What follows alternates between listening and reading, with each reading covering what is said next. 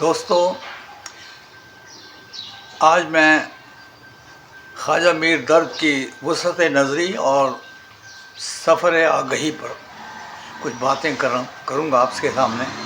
جو میں نے کچھ لکھا ہوا ہے وہ میں آپ کے سامنے پڑھ رہا ہوں، اور یہ خالصتاً ان نوجوانوں کے لیے ہے کہ جو زیر تعلیم ہیں اور وہ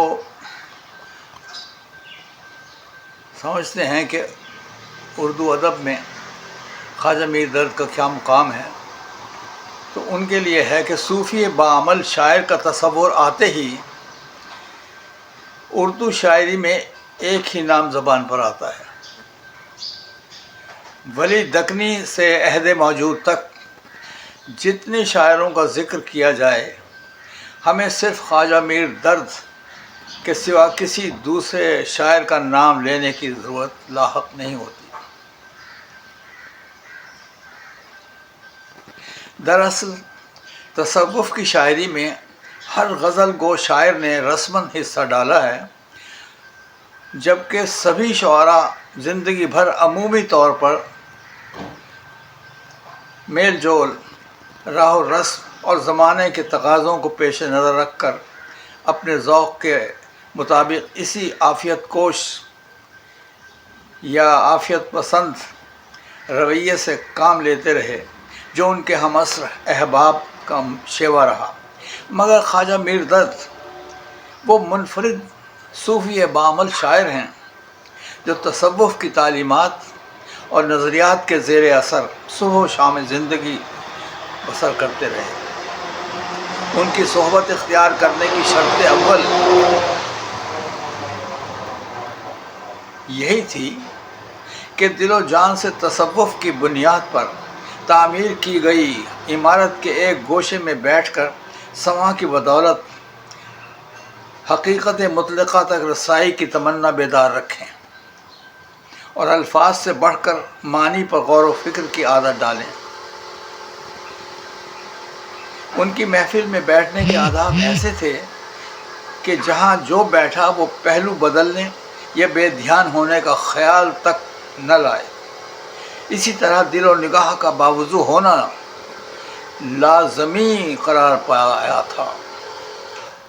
سرمستی اور سرخوشی کا اظہار بھی منزل شعور و آگہی میں کیا جانا اور ذات باری تعالیٰ کے عرفان کا پہلا پڑاؤ یا خود کو قرب الہی کے زینے پر قدم رکھنے کے مترادف سمجھا گیا. خواجہ میر درد نے اپنی شاعری میں تصوف کے عقیدہ توحید کی ترجمانی میں نہایت آسان اور عام فہم انداز اختیار کیا. جگ میں آ کر ادھر ادھر دیکھا، تو ہی آیا نظر جدھر دیکھا. بظاہر یہ عام سا خیال ہے، لیکن واجب الوجود سے متعلق اس شعر میں خواجہ میر درد نے ہر موجود شے کی نفی اور حقیقت مطلق کا اس بات پیش کر کے ممکن الوجود یعنی اپنی ذات کے مشاہدے کی صلاحیت کو نظر انداز نہیں کیا. بحیثیت انسان ہماری اہمیت برقرار رہے اور تصوف میں باطنی علم و آگہی کی شرح کرتے ہوئے صرف ادنا لباس پہننے والے کو صوفی کہنا مناسب نہیں ہے.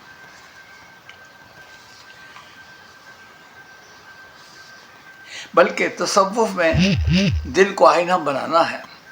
صوفی آزاد رہتا ہے، وہ کسی کے تصرف میں رہتا ہے، نہ کسی کو اپنے تصرف میں رکھنا پسند کرتا ہے، بلکہ وہ صرف اپنے رب سے تعلق رکھ کر بندوں کو رب سے تعلق جوڑنے کی تمنا رکھتا ہے. خواجہ میر درد کی زندگی اس طرز فکر و عمل سے عبارت ہے کہ وہ بلا امتیاز اولاد آدم کو حقائق سے آگہی دینے کی سبیل کرتے ہیں. ان کی قربت کا اعزاز پانے والوں میں مشاہیر زمانہ کا تذکرہ ہوتا ہے. ان میں شاہ عالم ثانی کا خواجہ میر درد کی مجلس میں آنا اور ان سے اپنی عقیدت کا اظہار کرنا اہم واقعہ ہے، جبکہ خواجہ میر درد کی بے نیازی کا یہ عالم کہ وہ برملا بادشاہ وقت سے کہہ دیتے ہیں کہ ہم فقیروں کو اپنے حال پر رہنے دو، کہ آپ کی موجودگی خود پسندی کہلائے گی۔ ایک ایسی درویش کی نمایاں خصوصیت یہی ہے کہ اسے دنیا عزیز تھی نہ دنیا کے مقتدر افراد۔ وہ عوام الناس میں رہے، ان کی بھلائی اور رہنمائی سے سروکار رکھا، یہاں تک کہ احمد شاہ ابدالی اور نادر شاہ کے حملوں اور قتل و غارت گری سے تنگ آ کر بہت سے لوگ دہلی سے نکل گئے۔ ان میں مرزا رفیع الدین سودا اور میر تقی میر اپنی جان بچانے اور دہلی کو خیر بات کہنے کا واقعہ اور لکھنؤ کی طرف سفر کرنے کا ذکر ملتا ہے، مگر ایک خواجہ میر درد ایسے توکل پسند تھے کہ دہلی میں رہے اور بزرگوں کی درگاہ کو آباد رکھا۔ یہ غیر معمولی انداز نظر اور طرز عمل صوفی باعمل خواجہ میر درد کی قامت کردار کو بلند تر کرنے کا سبب بنا۔ خواجہ میر درد کا سرمایہ شعری نہایت مختصر مگر نہایت وقیح ہونے کے حوالے سے آج بھی ناقدین کی نظر میں صوفیانہ طرز احساس کا نمائندہ کلام ہے۔ اردو غزل میں متصوفانہ عقائد کا اظہار جس طرح خواجہ میر درد نے کیا، ان سے پہلے اور بعد کسی دوسرے شاعر کو، کسی دوسرے غزل گو شاعر کے ہاں نہیں ملتا۔ اس اعتبار سے انہیں صوفیانہ شاعر کا بابا آدم کہنا بجا ہے۔ دراصل شاعری میں سرحد ادراک سے آگے لامحدود کو فہم انسانی میں محدود کرنے کی آرزو پر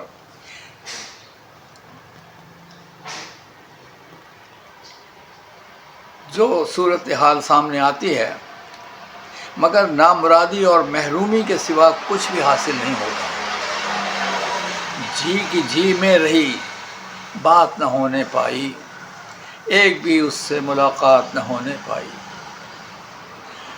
شب و روز اے درد در پہ ہوں اس کے، قصور نے جسے یا نہ سمجھا نہ دیکھا۔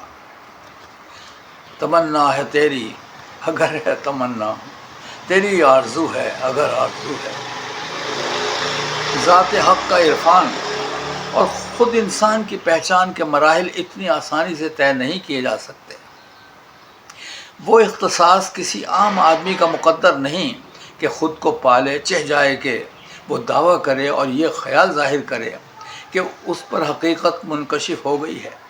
اس کے برعکس صاحبان معرفت خاموش یا حیرت زدہ رہ جاتے ہیں، اور ایک مقام ایسا آتا ہے کہ وہ اپنی پیدائش کے مقصد اور کائنات کی تخلیق کے سبب تک رسائی حاصل کر لیتے ہیں۔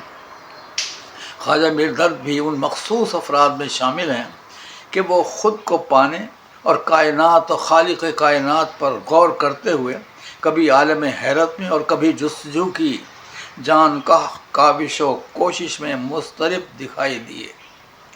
زندگی کے انجام سے باخبر ہو کر ایک صوفی باعمل کی طرح موت کو نئی زندگی کا نقطہ آغاز خیال کرنے لگے۔ ہمارے بیشتر صوفیہ اس زندگی سے متعلق یہی عقیدہ رکھتے ہیں کہ اس کا ہونا اور نہ ہونا برابر ہے۔ یہ تصور یونانی فلاسفروں سے مستعار لیا گیا ہے کہ اس دنیا کو خواب و خیال سے تعبیر کرنے کی روش چل نکلی، جبکہ حقیقی تصوف وہی ہے جس کی بنیاد مولائے کائنات حضرت علی ابن ابی طالب نے رکھی کہ یہ جہان فانی ہماری آزمائش گاہ ہے، اور ہم خسارے سے بچنے کی خاطر خیر عمل اختیار کرنے سے پہلے اپنی معرفت کے زینے پر قدم رکھیں۔ اپنی ذات کی معرفت کا حصول بھی جان لیوا ہے کہ اس میں امر ربی نے جلوہ سامانی بلکہ حشر سامانی کے امکانات پیدا کیے، اور ہماری روح ذات حق کی نمائندگی کرتی دکھائی دیتی ہے، جبکہ ہمارا جسم ایک ہیولے کی طرح مصروف عمل نظر آتا ہے۔ یہ خاکدان ارضی سے پیوست ہے اور بالآخر خاک ہو جانا ہے۔ جی میں ہے سیر عدم کیجیے گا، یک بیک خلق سے رم کیجیے. وہ مر چکے جو رونق بزم جہاں تھے، وہ مر چکے جو رونق بزم جہاں تھے، اب اٹھیے درد یہاں سے کہ سب یار سو گئے. عرفان حق کا مرحلہ آدمی کی فطرت کا اظہار کہلاتا ہے.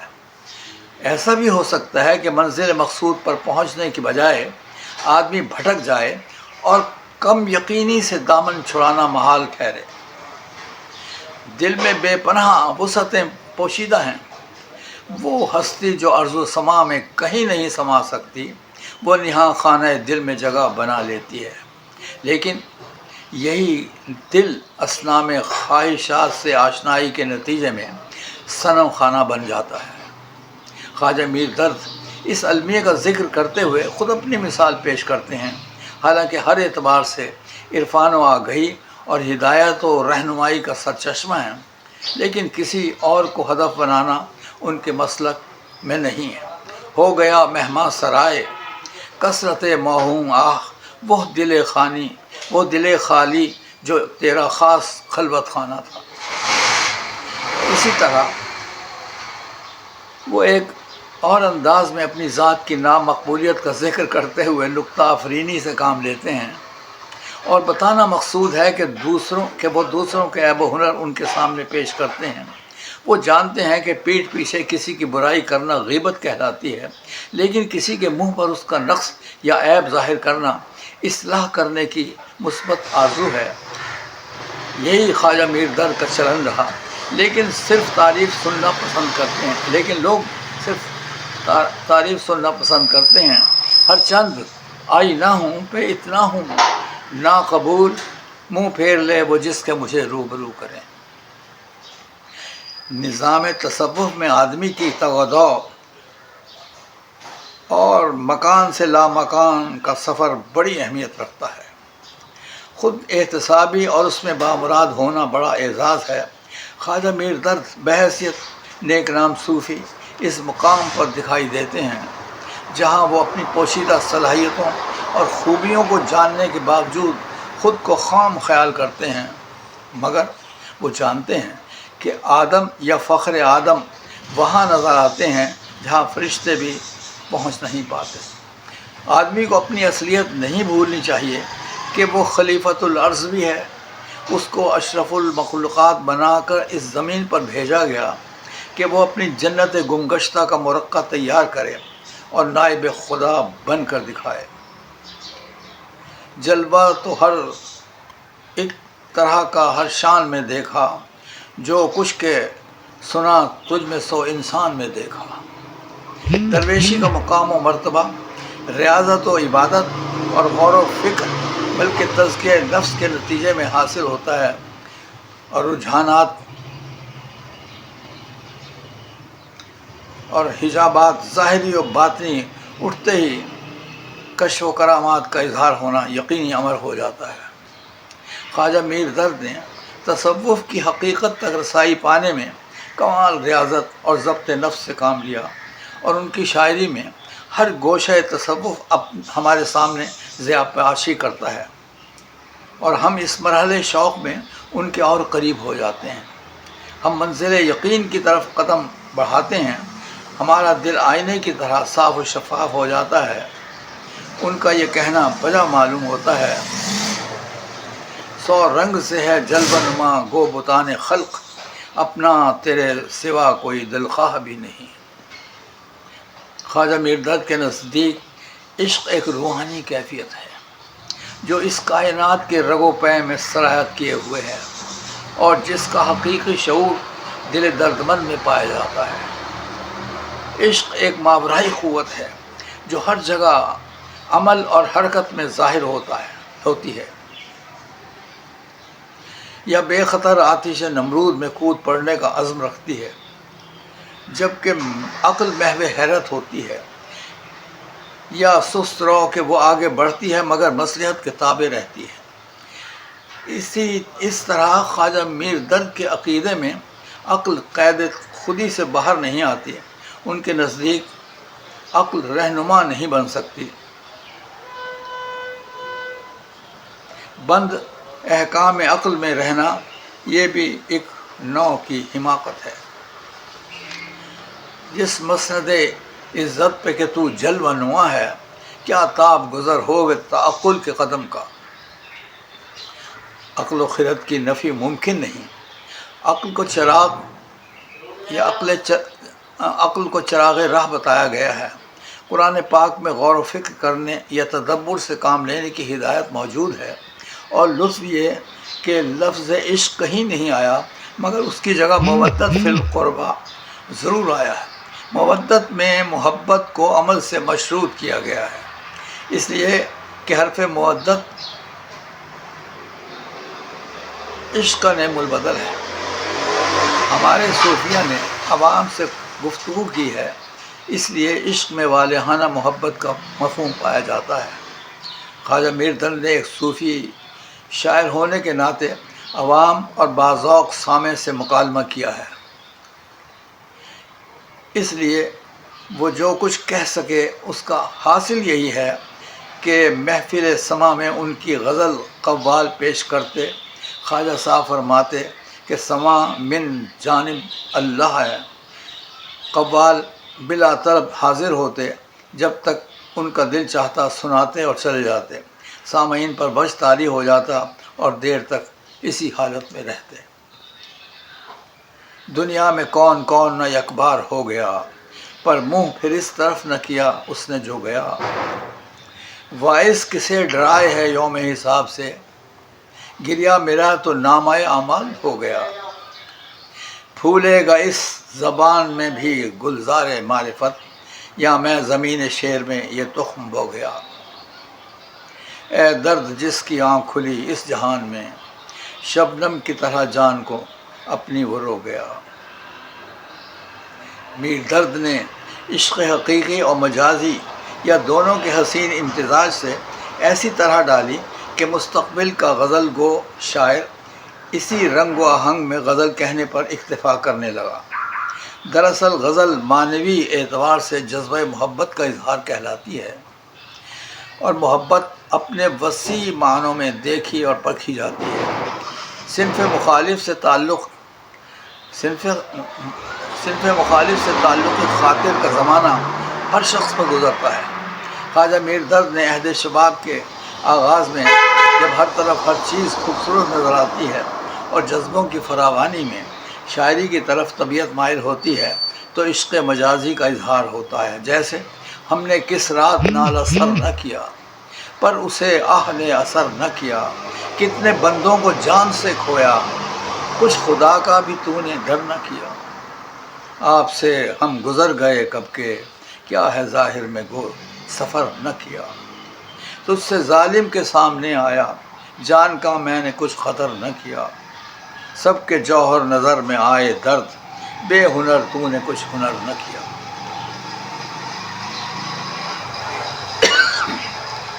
البتہ عشق مجازی کا زمانہ گزرا، خواجہ میر درد نے تصوف کا راستہ اپنایا، خود آگہی کی منزل پر قدم رکھا اور دل کو آئینہ بنا کر دم لیا۔ عشق حقیقی یا وجدانی قوت ہی سرمایہ بے بہا کہلاتی ہے، جو روحانیت کے سفر میں انسان کی دستگیری کرتی ہے۔ یہ انکشاف خواجہ میر درد کی خوش نصیبی تھی، ورنہ یہ وسعت نظری کہاں سے آتی ہے۔ بستے ہیں تیرے سائے میں سب شیخ و برہمن، آباد تجھ سے ہی تو گھر دیر و حرم کا۔ آباد ہے تجھ سے ہی تو گھر دیر و حرم کا، وائے نادانی کہ وقت مرگ یہ ثابت ہوا، خواب تھا جو کچھ کے دیکھا، جو سنا افسانہ تھا۔ شکریہ۔